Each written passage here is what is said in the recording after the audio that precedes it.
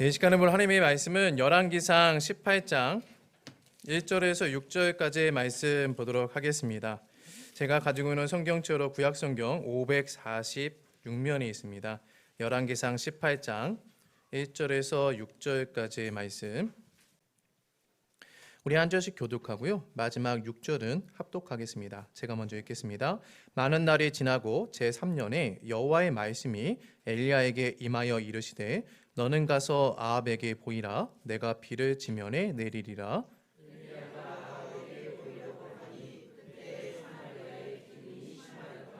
아합이 왕궁 맡은 자 오바댜를 불렀으니 이 오바댜는 여호와를 지극히 경외하는 자라.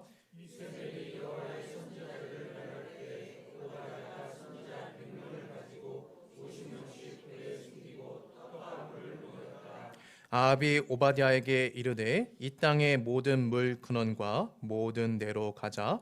혹시 꼴을 얻으리라. 그리하면 말과 노새를 살리리니 짐승을 다 잃지 않게 되리라 하고, 두 사람이 두루 다니 땅을 나누어 아합은 홀로 이 길로 가고 오바댜는 홀로 저 길로 가니라. 아멘. 우리 자업지 사랑과 인사하겠습니다. 사랑하고 사모하는 성도님 반갑습니다.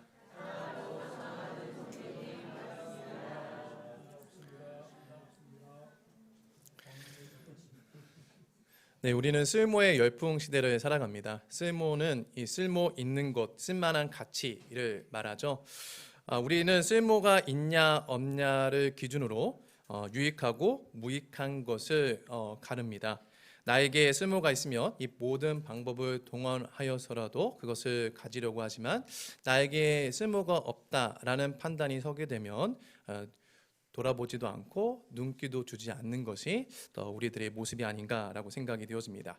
그래서 우리의 이 생각과 시선과 행동은 대부분 어떤 것이 나에게 지금 쓸모가 있는 것인가라는 것에 초점을 맞추고 있습니다. 그런데 우리가 쓸모라고 생각하는 것은 거의 대부분, 100%는 아닌데 거의 대부분 이 돈과 관련이 되어 있다라고 할 수 있습니다. 어느 날 남편이 집에 들어왔는데 1000피스짜리 퍼즐을 한 상자를 들고 들어오게 되었습니다. 아내가 묻습니다. 그거 왜 들고 왔어? 왜 사가지고 왔어? 그러자 남편이 하는 말이 퇴근하고 집에 와서 맞추려고. 근데 아내는 그 얘기를 듣고 이 농담 반 진담 반으로 들었는데, 정말 그 다음 날부터 이 남편분이 퇴근하고 돌아와서 상을 펴더니 1시간이고 2시간이고 가만히 앉아서 그 퍼즐 조각을 맞추고 있는 것입니다. 잠자기 전까지. 이게 하루만 그런 것이 아니라 그것을 맞추는 날까지 계속해서 이제 하겠다는 심상으로 매일매일 그렇게 하고 앉아 있는 겁니다. 하도 궁금해하니까 이 남편이 아내에게 말을 해줍니다. 내가 이 퍼즐을 맞추니까 너무나도 기분이 안정이 되고 행복해. 회사에서 받은 스트레스를 이 퍼즐을 맞출 때 정리가 되는 것 같고 너무나도 기분이 좋아. 그래서 나는 이 퍼즐을 맞추는 게 너무나도 행복하고 좋아서 이 퍼즐을 맞추는 거야 라고 얘기를 했습니다. 그러자 아내분이 하는 소리가, 웃기는 소리하고 자빠졌네. 집안에 도움되는 것이나 쓸모 있는 것이나 경제에 쓸모 있는 것이나 하고 있지, 지금 그거 뭐하다고 그거 하고 있어? 가서 잠이나 쳐자 라고 얘기를 하는 것이었습니다. 근데 옆집에서 또 그 남편이 이 1000피스짜리 퍼즐을 똑같이 이제 들고 들어갔습니다. 아내가 묻습니다.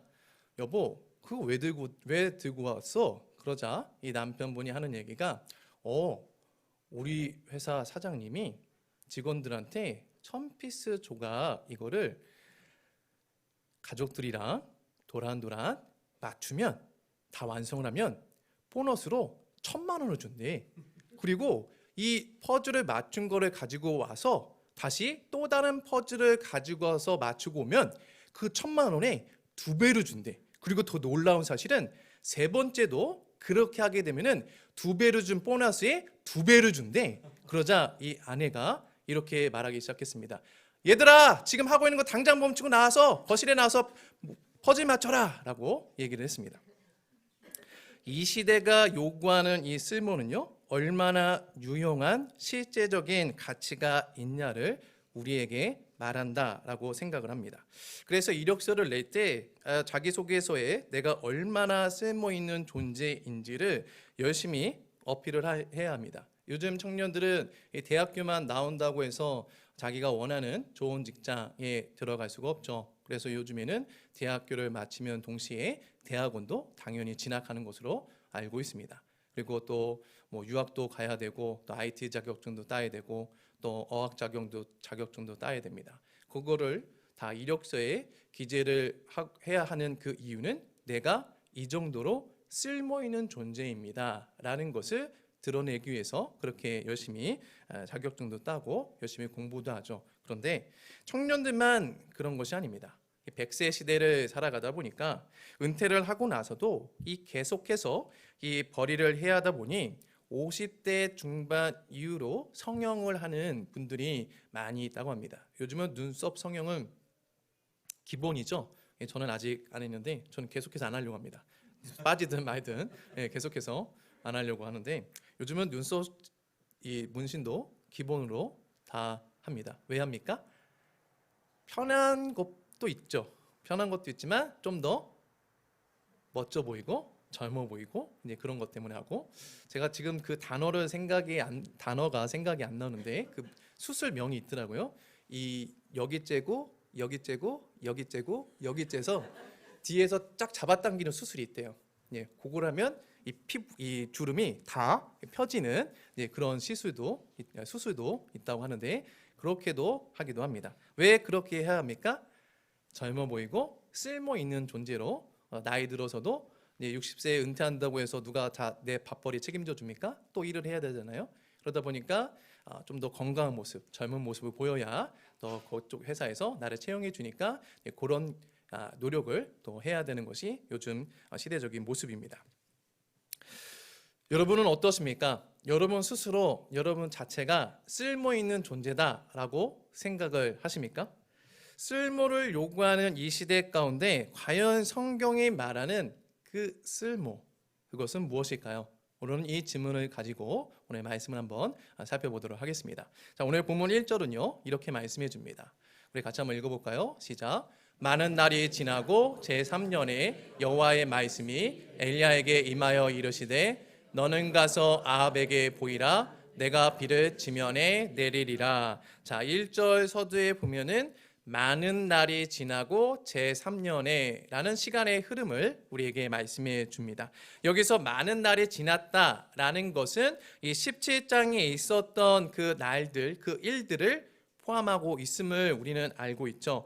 엘리야가 아합에게 하나님의 말씀을 선포하고 하나님은 엘리야를 그리 시내가에 숨기셨다가 시돈에 속한 이 사르밧 지방에 거하고 있는 한 가구의 집에 머물게 하시죠. 엘리야는 까마귀가 아침과 저녁으로 음식을 물어다 주는 것을 먹는 기적도 경험했고요. 또 그 사르밧 가구의 집에서 통의 가루와 병의 기름이 마르지 아니하는 것도 경험했고요. 또한 죽은 아들이 기도를 통하여서 살아나는 기적도 경험을 했습니다. 마치 하나님께서 17장에서 처음 부르셨을 때 17장에서 부르심과 동시에 그의 사역이 일사천리로 마치 팍팍팍 뭔가 진행되는 듯한, 뭔가 획기적으로 뭔가 점진적으로 하나님께서 큰 일을 곧 바로 이루어지는 것 같은 그런 일의 진행 상황이 17장에 있는 내용이었습니다. 그런데 이 17장에서 18장으로 넘어가는 기간이 3년의 시간이 흘렀다라고 오늘 본문 1절은 우리에게 말씀해 줍니다. 여러분, 3년이라는 시간이 결코 짧은 시간이 아닙니다. 남성분들은 이 군대를 갔다 오셨기 때문에 아시겠지만 3년이라는 시간을 사회와 단절되고 지난다라는 것은 굉장히 힘들고 또 어려운 시간입니다. 저때 이 복무 기간이 저는 2년 2개월을 군 복무 기간에 거쳤거든요. 그런데 여기 앉아 계신 우리 양원숙 지사님이라든지 우리 공홍 지사노님, 또 김용주 자노님 같은 분들은 다 3년 이상을 하시지 않았습니까? 그러다 보니까 굉장히 그 기간이 길다, 라는 생각을 하실 수 있으리라 생각이 되어집니다. 입대 날짜와 전역 날짜가 정해져 있거든요. 그런데도 그 군대라는 독특한 위계 질서가 존재하는 그 공동체에 들어가서 3년을 지낸다는 것은 굉장히 힘들고 어렵습니다. 그런데 엘리야는요, 입대 날짜는 받았는데 제대 날짜는 받지 않고 군대에 들어간 것과 같다라고 할 수 있습니다. 하나님은 엘리야에게 17장에서 처음 부르셨을 때, 야, 내가 내 말이 없으면 이 땅에 비와 이슬이 없을 거야. 그런데 앞으로 3년 뒤에는 내가 내 말을 너에게 줄 텐데 그때는 비와 이슬이 내릴 거야 라고 미리 그를 부르고 그가 다시 또 부름 받을 때를 말씀하고 그를 부른 것이 아니다 라고 성경이 말씀해 줍니다. 즉 입대 날짜는 있는데 제대 날짜가 없습니다. 기약이 없습니다.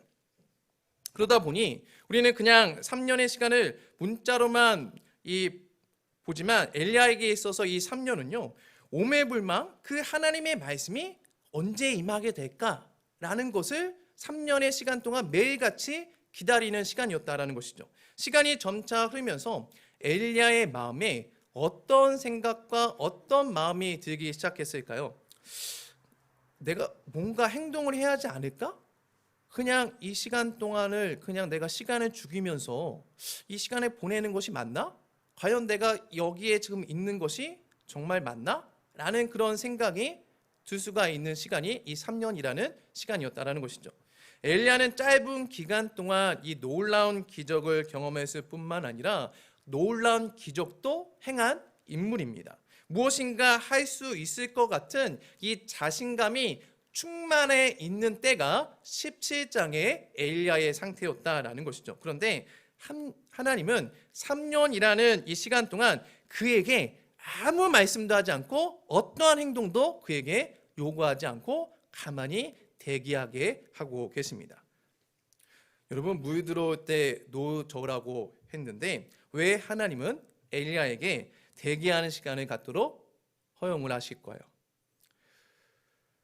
어차피 그 사르밧이라는 지방, 시돈이라는 그 나라는 여호와 하나님을 신앙하지 않는 나라입니다. 사르밧 가부를 통하여서 하나님이 살아계심을 증거하셨다면은 사르밧 가부뿐만 아니라 그 이웃이나 아니면 다른 지역, 그 시돈에 속해 있는 그 나라, 아니면 그 시돈 왕에게 가서 여호와 하나님이 살아계심을 너가 한번 그 3년이라는 시간 동안에 드러내봐라고 하나님께서 명령을 하실 수도 있습니다. 마치 모세와 같이 애굽의 바로 왕에게 재앙을 내리심으로 인하여서 여호와 하나님이 정말 살아계신 하나님이라는 것을 엘리야로 하여금 드러내게 하셔도 됩니다. 그것이 더 3년 뒤에 그의 사역을 지속함에 있어서 플러스가 되죠. 왜요? 3년 동안에 가만히 있으면 충만했던 그의 자신감도 시간이 지나 보면 줄어드는 것이, 움츠러드는 것이 인간의 기본적인 마음이거든요. 지금 17장에서 뭔가 할 것 같고 뭔가 이룰 것 같고 그 하나님을 향한 그 충만한 그 믿음이 가득했을 때 하나님께서 이어서 다음 사역을 계속해서 시키시면 얼마나 좋았을까 라는 생각을 해보게 될 수 있습니다. 우리의 삶에 이 시간의 쓸모를 고민하는 시기를 맞이하는 경우가 있습니다.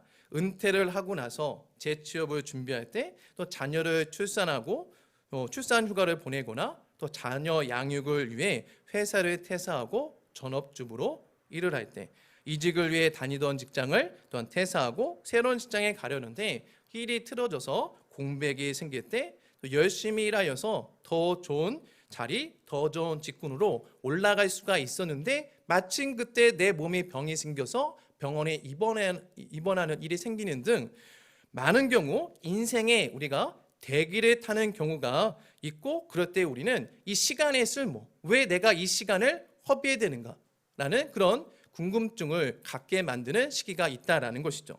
빨리빨리 문화에 익숙한 이 한국 사람들에게 시간을 죽인다라는 것은 무의미한 것이고 비생산적인 것이고 쓸모없는 것으로 여겨집니다. 동시에 나의 쓸모를 고민하게 되죠. 내가 전에는 나름 내 분야에서 인정도 받고 칭찬도 받고 최고라는 소리를 들었는데 지금 내가 뭐 하고 있는 건가 라는 생각이 들기도 하고요. 나에게 기회만 주어진다면 내가 진난날과 같이 멋진 나의 모습을 폭발할 수가 있을 텐데 왜 하나님께서는 나로 하여금 이 시기를, 이 시간을 죽이는 이 기간에 갖게 만드실까? 왜 하필 이때에 나에게 이런 아픔, 이런 질병이 생기셔서 더 이상 앞으로 나아가지 못하게 하는 이런 대기하는 시간을 왜 하나님은 보내게 하실까라는 그런 궁금증이 우리 인생 가운데 찾아올 수가 있다라는 것이죠. 여러분, 제가 다시 개척을 하려고 평택에 왔을 때 6개월의 대기 기간을 가졌습니다. 주님이 다시 기회를 주셔서 이 부푼 기대를 가지고 이 평택에 오게 되는데요. 그 평택에 오게 될 때 원래는 이 6개월의 대기 기간 후에 개척을 하라고 해서 부른 것이 아니었습니다. 원래는 그 개척준비위원회에서 미리 물건을 8건을 잡아놨습니다. 8건을 잡아놓고 거기에 한 해만 선택하게 되면은 제가 2월 달에 왔거든요. 그 다음 달 바로 개척을 진행하게 될 겁니다 라고 하는 얘기를 듣고 제가 오게 되었죠. 그래서 저는 그 8건의 물건, 여러분 그 부동산 물건이 늘 내가 고르기를 때를 기다려주는 물건은 없습니다. 예, 그렇죠? 그리고 또 내가 원하는 물건이 꼭 있으란 법도 없죠. 즉 8건의 물건을 이 개척준비위원회, 그 당시 한 3분으로 제가 기억하고 있는데 그 3분이 8건을 골랐다는 것은 최고 중에 최고를 고른 겁니다. 딱 적당한, 이 정도면은 개척교회를 할 만한 장소다, 적합하다라고 해서 고르셔서 저한테 이 중에 하나를 선택하십시오라고 해서 저는 그 중에서 제가 봤을 때 가장 좋은 곳, 신도시 아파트고 또한 그 아파트 단지 내에 교회가 하나 있는데 그 교회는 제가 개척할 그때에 다음 달에 이제 그만두는, 정리하고 나가는 그때였기 때문에 여기서는 할 만하다 해가지고 제가 이제 거기를 선택을 했습니다. 그 개척준비위원회가 이제 당에 들어가서 이제 그 얘기를 했는데 캔슬이 됐습니다. 거기는 안 된다 해서 캔슬이 됐습니다. 그래서 차선책으로 다른 곳을 이제 또 여기가 안 되면 여기를 좀 하고 싶습니다 해서 거기를 해서 다시 또 올렸는데 그것도 또 캔슬이 됐어요. 왜냐? 그거는 두 번째는 이 건물주가 교회가 들어오는 것을 반대했기 때문에 캔슬이 되었습니다. 8개를 어떻게 해서라도 이렇게 이 물건을 확보한 이 개척준비위원회에서도 더 이상 또 다른 물건을, 왜냐하면 그 8 중에서 2개 빼고는 좀 그렇게 마음에 들진 않았거든요.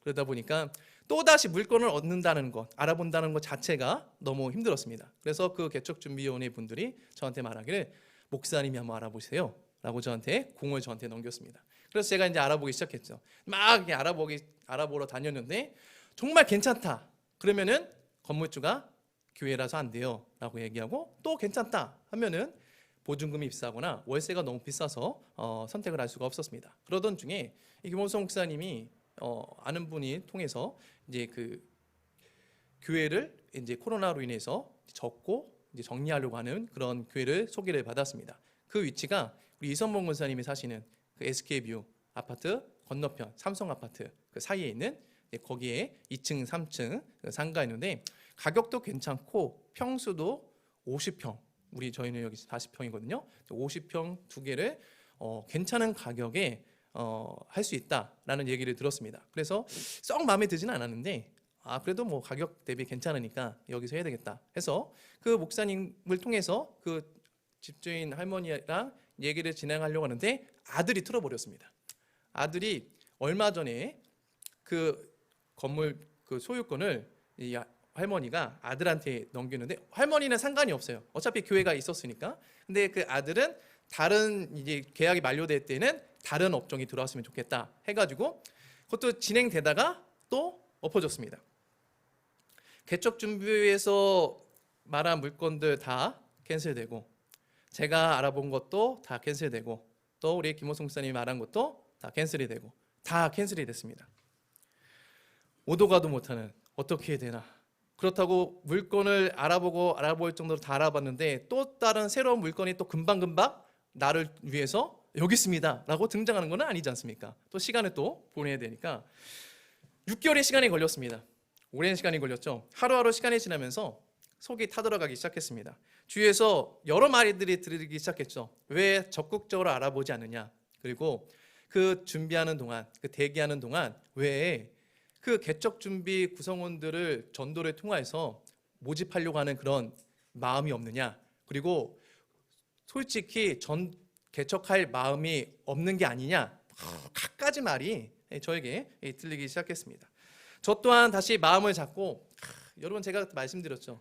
그 교회를 정리하고 다시 시작하려고 했을 때 다시 한번 새롭게 주님이 주셨으니까 새로운 마음을 가지고 열심히 해보아야 되겠다라는 그런 생각을 가지고 이 자리에 왔는데, 이 땅에 왔는데, 이 지역에 왔는데 다시 길이 막히고 앞길이 보이지 않으니까 저는 믿음이 없는 목사이기 때문에 또 하나님께 기도했습니다. 하나님, 왜 불렀나요? 왜 말씀하셨나요? 난 당신이 오라고 해서 나 그 말씀 믿고 왔는데 이게 뭐예요? 저에게는 지금 앞이 보이지 않습니다. 왜 이 시간을, 이 귀한 시간을 왜 쓸모없는 시간으로 보내야만 합니까? 라고 제가 하나님께 기도했습니다.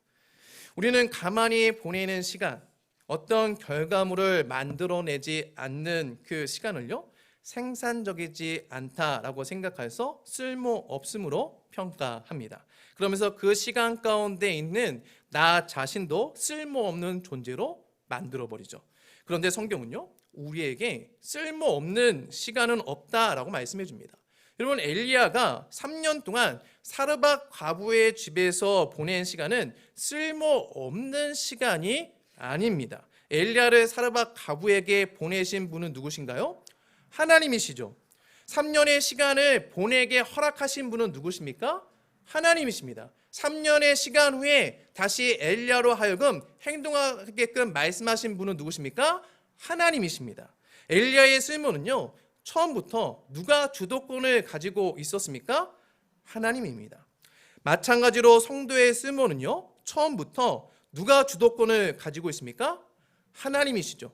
나를 부르신 하나님께 나의 쓸모가 결정되어진다라는 것입니다. 여호와 하나님께 붙들린 성도의 인생에 쓸모없는 시간은 그래서 없습니다. 나와 나의 인생에는 모든 시간의 쓸모는요, 나를 주도적으로 이끌고 가시는 하나님께 달려있는 것이지 그 상황이, 여건이 판단하는 것이 아니다라는 것입니다. 하나님께 붙들려 인생길을 걷는 성도에게 더 쓸모있고 덜 쓸모있는 시간은 없습니다. 성도는 내가 주인이 되어 사는 인생이 아니라 성도는 그 하나님이 살아주는 인생을 살아가기 때문에 매일의 일거수일투족 그 자체가 하나님의 인생입니다.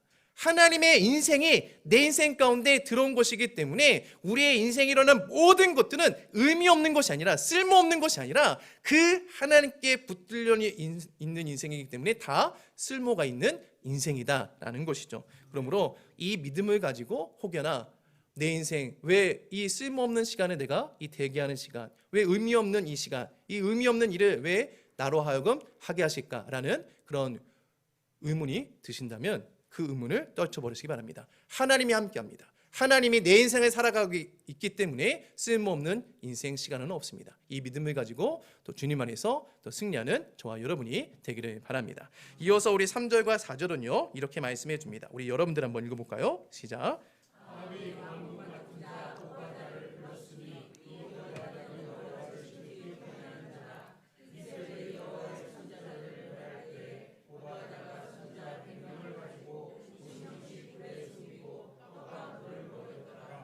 여러분, 여기서 아합이 왕궁 맡은 자라고 했을 때 이 왕궁 맡은 자는 그 당시 2인자 실세라고 해도 무방합니다.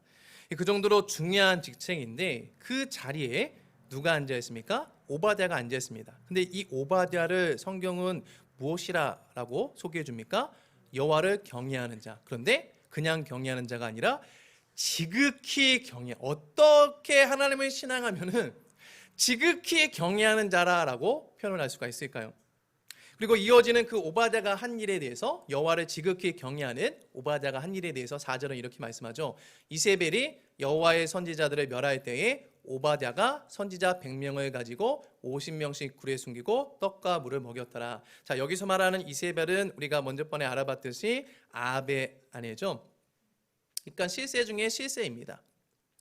그 실세가 지금 여호와의 선지자, 여호와 신앙을 가지고 여호와의 말씀을 선포하는, 또 그 말씀으로 백성들이 이끌고자 하는 그 선지자들을 죽이려고 계획만 한 게 아니라 정말로 죽이는 그 현장 가운데 100명을 자기 사비로 숨기고 먹였다라고 본문은 우리에게 말씀해 줍니다.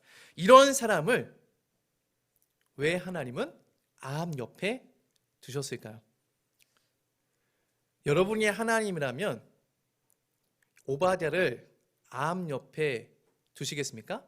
제가 하나님이라면 오바댜를 암 옆에 두는 것이 아니라 남유다로 망명시키겠습니다. 왜냐하면 어차피 북이스라엘은 이미 글러먹었습니다. 우상을 섬기고 바알을 섬기고, 그러니까 야, 너 거기 있지 말고 남유다로 내려가서 너 신앙 더 이 성전에서 잘 지키고 평안하게 살다가 내 품으로 와라고 저는 얘기할 겁니다. 또 만약에 그것이 여건이 허락되지 않는다면 저는 아합을 제거하고 오바댜를 북이스라엘의 왕으로 세울 겁니다. 왜냐? 어차피 아합은 나쁜 왕이잖아요. 글러먹었잖아요. 그러니까 제거하고 지극히 여호와를 경외하는 이 네 사람, 이 오바댜를 세우면 이 북이스라엘을 더 아름답게, 또 하나님을 경외하는 민족으로 세울 수 있기 때문에 그렇게 할 것 같습니다. 그런데 하나님은 그러지 않습니다. 하나님은 지극히 악한 왕 아합 옆에 지극히 여호와를 경외하는 오바댜를 배치해 두십니다. 하나님의 사람 쓰는 것이 정말 답답하죠. 아합은 어떤 인물인가요? 오늘 본문 5절은요 이렇게 말씀해 줍니다. 우리 5절 한번 읽어볼까요? 시작. 아합이 오바댜에게 이르되 이 땅의 모든 물 근원과 모든 데로 가자. 혹시 꼴을 얻으리라. 그리하면 말과 노새를 살리리니 짐승을 다 잃지 않게 되리라 하고. 자, 아합이 꼴을 얻으려고 물 근원을 찾아 나섭니다. 그런데 꼴을 얻는 이유는 말과 노새를 살리기 위함이다라고 말해줍니다. 여러분, 말과 노새는 농사를 할 때 쓰는 동물이 아니라 왕의 위용, 행차할 때 쓰는 동물입니다. 그래서 이 솔로몬이 왕위로 즉위할 때 노새를 타고 그 기브온으로 올라가는 것을 성경은 말씀해주고 있죠. 즉 자기를 위해서, 자기의 영광을 위해서, 자기의 어떠함을 위하여서 지금 동물에게 먹일 그 동물을 살릴 꼴을 찾으러 다닌다라고 본문은 말해주고 있는 것이죠. 2절에 보면 그때에 사마리아의 기근이 심하였다라고 말씀할 정도로 당시 상황은요 너무나 안 좋았습니다. 즉 백성들은 하루하루 먹고 사는 것이 지금 너무나도 절박한 상황에 있었다라고 볼 수가 있는 것이죠. 그런데 아합은요 이 백성들의 고통에는 귀를 닫고 오로지 자신의 이 동물 살리는 일에만 오로지 관심이 있습니다. 이런 그를 옆에서 보필해하는 오바댜의 심정은 어땠을까요? 야, 내가 저런 망나니 같은 놈을 내 사장이라고 상관이라고 모시고 있어야 되나? 내 자체가 너무 한심하다. 이런 생각하지 않을까요? 사회생활 하다 보면요 이런 경우들이 꼭 있죠. 여호와를 지극히 경외하는 성도를 아합과 같은 상사나 동료 옆에 하나님이 두시는 경우가 있습니다. 만남의 축복을 위해서 그렇게 열심히 새벽마다 가서 기도했는데 막상 팀을 배정하고 나서 보니까 나 빼고 다 하나님을 안 믿어요. 그런 팀에 배정되는 경우도 있고요. 고사 지내는 직장에 취직시키는 경우도 있고요. 자신의 책임은 전혀 지지도 않으면서 프로젝트는 왜 이렇게 잘 따오는지 그러면서 기한 내에 이거 다 완성해내라고 닥달하는 이 상관 밑에 있는 경우도 있습니다. 왜 하나님은 나를 신앙에 도움이 되고 성장이 되는 곳에 보내지 않고 이런 험한 사람 곁에 왜 하나님은 나를 이곳에 보내실까? 당신의 그 자리 배치는 도대체 뭐가 기준입니까? 라고 질문을 던질 일들이 우리의 삶 가운데 종종 일어난다는 것입니다.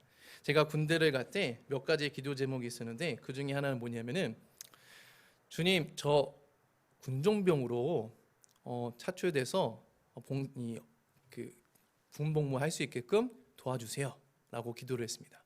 왜냐하면 군대 가기 전에 그 신학교 선배들이 하는 얘기가 군종병으로 가면은 전도하기도 좋고, 왜냐면 군종병들은 늘 밤에 야간 근무했을 때 초코파이 사들고 가가지고 예수 믿으세요, 이번 주일날 꼭 교회 나오세요, 이런 얘기도 하면서 전도하기도 하고, 또한 또 군종 목사님과 함께 또 예배 인도도 하고, 또한 내 신앙이 발전할 수 있는 그런 좋은 계기가 될 거다라는 그런 이야기를 들었습니다. 그래서 제가 그것을 기도 제목 삼고 열심히 기도했습니다.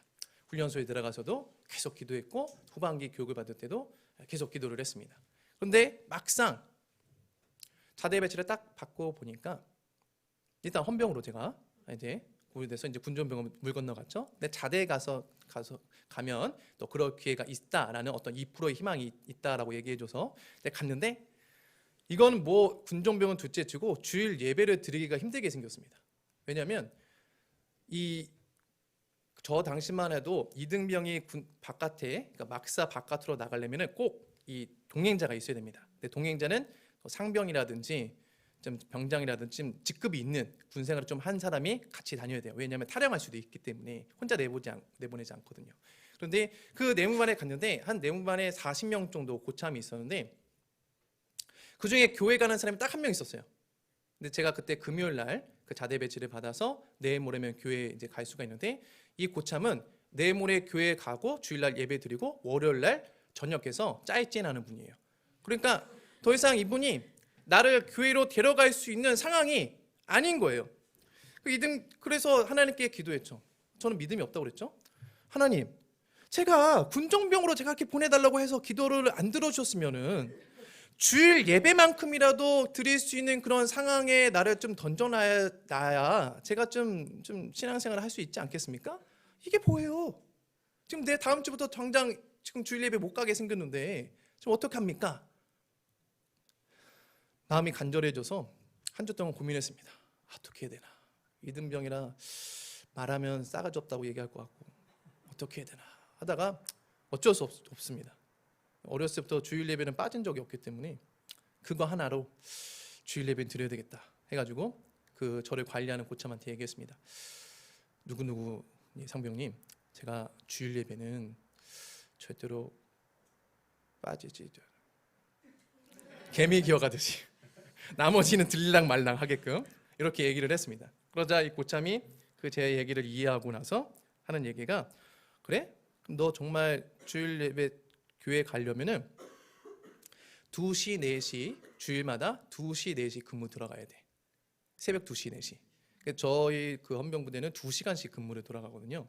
근데 이게 뭐 근무지가 한 군데가 있는 게 아니라 뭐 사령관 집 앞마당도 대문 앞에 또 지켜야 되고 또 집무실도 지켜야 되고 또 이렇게 영창도 서야 되고 당직대도 해야 되고 되게 많아요. 근무 쓸 때가. 그러니까 그 40명이 풀로 매일매일 돌아갑니다. 하루가 계속. 그러니까 제가 주일날 10시, 그러니까 10시, 11시 예배잖아요. 그러니까 10시부터 이 2시까지는 제가 빠져야 되잖아요.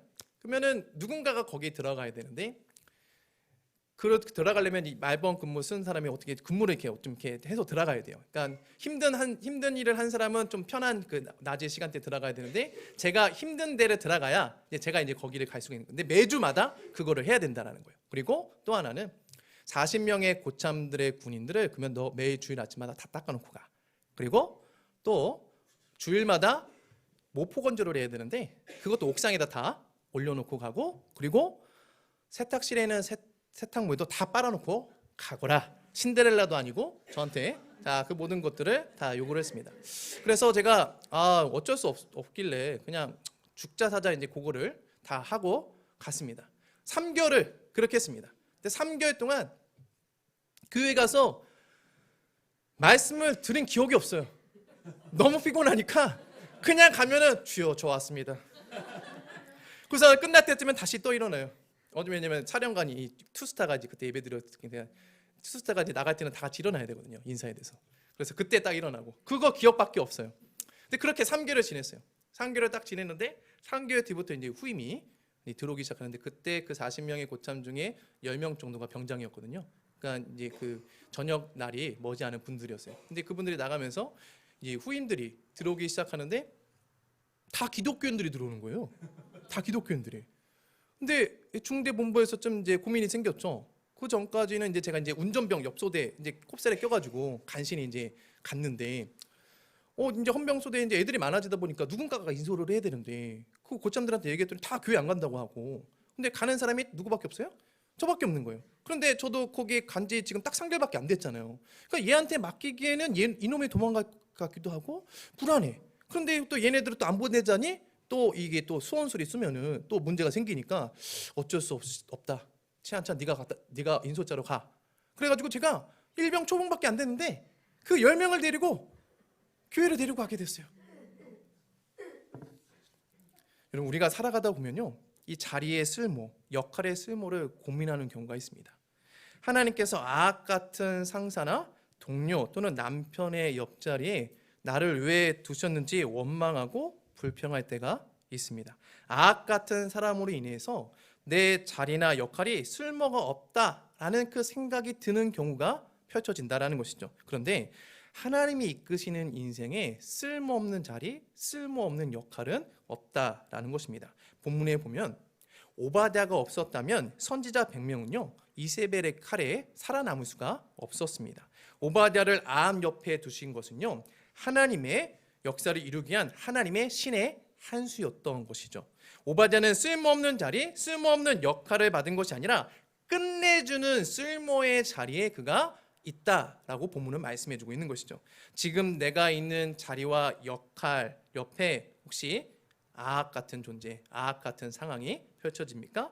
피하고 도망할 자리가 아니라 기가 막힌 쓸모의 자리에 배정되었음을 믿으시기를 바랍니다. 하나님이 그 자리와 역할을 통해서요 선지자 100명을 구원하는 통로로 사용하실 것입니다. 지금은 보이지 않고 알 수 없지만 성도의 인생을 주도적으로 인도하시는 하나님은요 실수가 없으신 분이십니다. 주님이 보낸 자리에 묵묵히 여호와 하나님을 경외하면 그 자리와 또 역할을 통한 하나님의 놀라운 구원 역사가 일어나고 믿음으로 인내하는 그 성도를 통해 이 놀라운 축복이 흘러가게 됩니다. 그러므로 흔들리지 말고 현재 있는 자리에서 하나님의 은혜가 있기를 사모하는 저와 여러분이 되기를 바랍니다. 말씀 맺겠습니다. 이 시대는요 우리로 하여금 쓸모 있는 것과 쓸모 없는 것에 대해 말해줍니다. 하지만 그리스도 예수 안에서 쓸모 없는 것은 없습니다. 왜냐하면 모든 것을 합력하여 선을 이루어주시는 그 하나님이